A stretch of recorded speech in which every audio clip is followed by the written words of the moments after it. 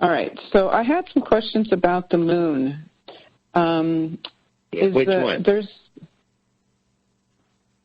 Which one? The moon that we have three. here. There are three. You have three here. Here. We have 3 moons here. So far. Oh, interesting. Would you explain that a little further? Okay. There's moon number 1. Just behind that is moon number 2. And just behind that is moon number 3. You see the shadow of it when you start looking with your microscopes. We hope you're not using a microscope to look at the moon, although it might help you. It might help you blind, and if you're blinded, it might work out good. Okay, let's back that off a little bit and call it a telescope, because you got a telephone, so you might as well have a telescope and look at it that way, and you can see the shadow. The tech body to do pictures or imagery of the moon, if you look just really close, you'll see the shadows behind it. It hides behind itself. Oh, interesting. So is the moon a natural Trump satellite? found this out. No, it's not. It's created. Paperclip has got this worked out, and they're working on some stuff. And that's all we can say, because Bob gets pissed off if we tell his shit. We don't mind. He tells. Now, that's funny. He can tell his shit all day long, but if we say one little thing, he just goes bat fucking crazy that we're talking crap again. So we can't say everything about it. But the things that apply that are moon staged, you can get an idea. You know that they have this the thing, the what do you call that thing? The space thing. It's like a little circle thing, and they go up there, and it's up there all the time, and they tote shit to it, and they have Chroma. They had Chroma up there this year. That outpost thing, that place in space, the little thing they go to, it's a little thing. The space station. Space station. Oh, a space station. I see Bob knows everything. See? The space station, yeah. That is positioned so that it can connect all 3 moons. You look at where it is in the sky in its orbital rotation. It's staged so it can identify all 3 moons. Interesting. So it's an artificial satellite, or they are. So far. Okay. They are. So I was suspecting that. So are there ET inhabitants on the Earth, or on the moon, I mean, that are monitoring the Earth? We can't really talk about that yet. He'll get pissy. And see, he's really mean. He puts us in a box, and it's not pretty. And Bob flails down on us, so we're going to behave. So ask your question a different way. Ask them other questions. We're not answering that one. Okay. So it's hollow? Which one? 2's hollow. 2 are hollow. 1's solid. Okay. Number 2 is hollow. No, don't mess this up now. There's a quiz later. We hadn't talked about this, so you're getting it first off, so just go slow. Number 2, 1, 2, 3. The one closest to the Earth is 1. The next furthest away from Earth would be called 2, and the one furthest away from Earth would be called 3. Okay. The number 2 is hollow, as you prescribe. Okay. All right. So is the crust made of titanium? No, it is not. No. Okay. And is it a warm or cold body? Neither. Neither. So there's no molten interior? No, there's not. No. Okay. So... Well, see, the Earth isn't warm or cold either. The Earth just refracts whatever's around it. So when the sun's hitting on the moon, it's warm. And there's no gravity there, just like there's none here. We've thought about gravitation or the lack of gravitation already anyway. Not right. Newtonian bullshit is not appropriate. See? Because some places apples don't fall down. They don't. promise. Okay. So, therefore, continental divide, if you jump off of it, you can't commit suicide because it'll blow you back up off the mountain because of the wind shear alone defies what you call gravity. But it still defies the law, however Newtonian that is.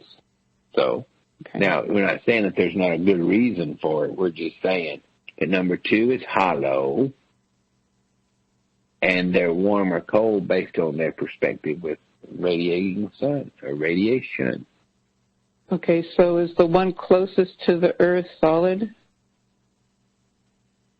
Number 1 solid? Yes.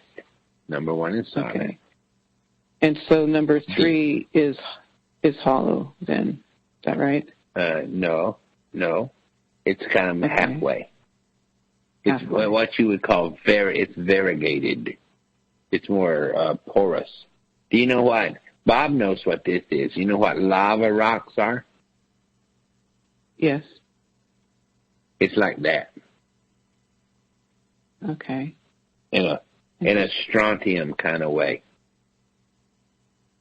So what is the crust made of? We can't say. We can't say. So there's a guy named, it's a researcher named William Bryan II, and so he was saying in his book, Moongate Suppressed Findings of the U.S. Space Program, he was saying that the crust is 20 miles thick. Is that true?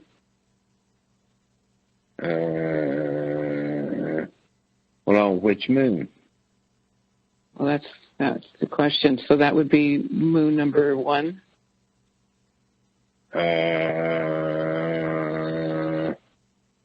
It's a little bit more than that, because the diameter is a little more than that, so it'd be a little more than that. Okay. How about number 2? At least. At least 20 miles. And then number 3? It's porous. It's an inch. Porous. It's porous. An inch. Oh, okay. Gotcha. All right. And then why does the moon have a circular path versus the typical elliptical path of a natural satellite? Because there's 3 of them, and the 3 take over the optical side. The oval that when the Galileo took the stick and the string and went around and proved that point of how things go, if you take 3 of those things, it'll be circular, not oval. Because your pitch and your yaw moves them independent of itself, so it does not give an oval perspective. It gives a circular one, because there are 3 of them. Interesting. So I was wondering if hard is trigonometry. I was wondering if the moon has anything to do with women's menstrual cycles. No. Menstrual cycles have to do with the moon, not the other way around. Okay, because there is this, I read, way back when they were saying that before the moon was here, because it was brought here, that women had menstrual cycles like animals do, once a year. And then once the moon arrived here, it changed women's cycles to monthly cycles, so we could populate the planet. Is there any truth to that? No, because it didn't need populating.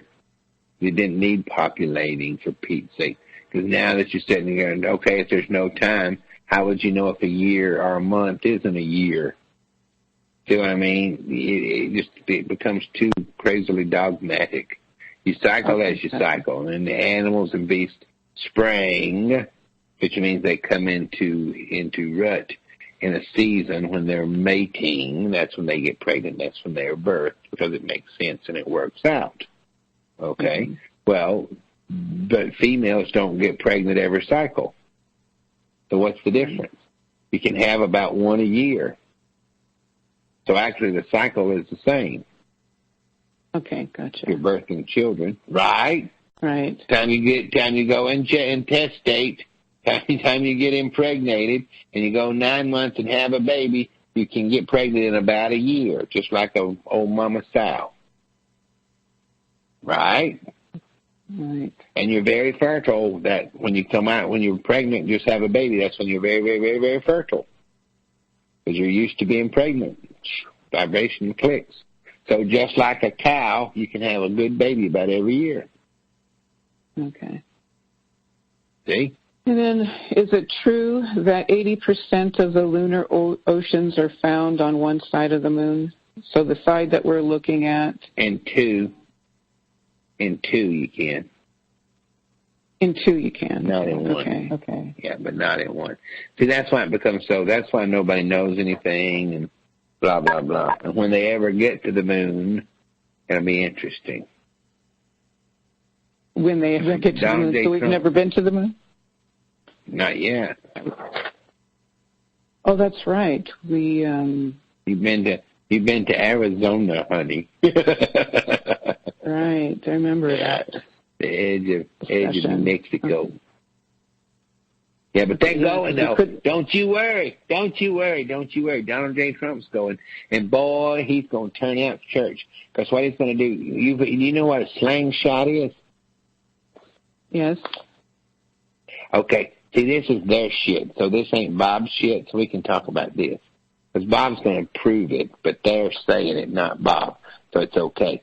What they're going to do is they're going to take the gravitational pull of the third moon, and they're going to use that to catapult themselves outside of the energy it takes to get to the moon, and that the lunar expansion is what we'll call it. And then what happens is that'll let you get to Mars and all these other places through gates. You can see them when you're not on top of them. If you're inside a mirror, it's much easier to see the doors to get out.